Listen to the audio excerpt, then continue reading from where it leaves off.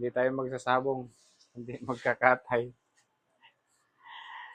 Lalantakan natin ito mamaya. Native to native. Ayan. Ayan.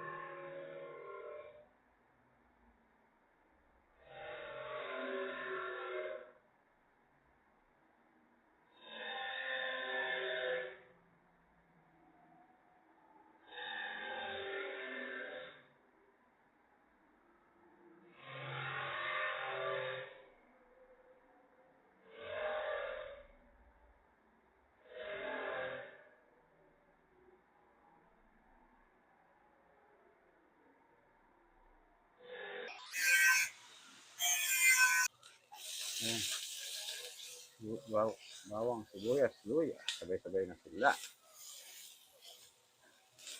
Design natin itong mabilisan mga idol. So malambot na ito. Pinakulang ko na kanina ito eh. Inarinit ko na ito sa konting oyster sauce. Toyo.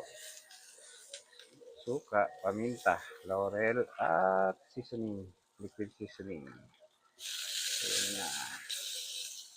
Ito naman tayo ngayon sa pag-adobo. Ayan. Sangkot ko lang natin yan. Malambot naman na yan eh. Pinakulang ko na yan kanina. Ayan na. Ano, may maluto ka? Ay, adobo na.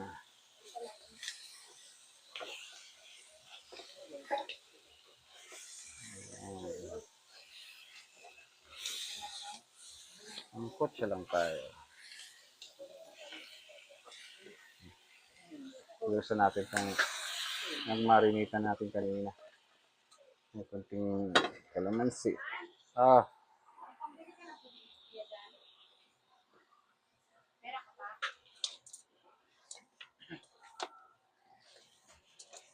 Angkot siya lang tayo.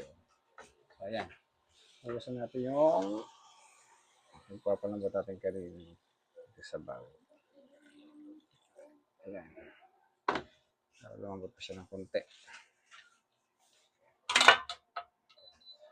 Hintayin natin siyang pulo. Ito na Sir William. Yung request mong adobo sa gata. Ayan na. Ready to serve na. Ito yung manok natin kanina native. Maliit lang. Ready to serve. Let's eat. Let's go.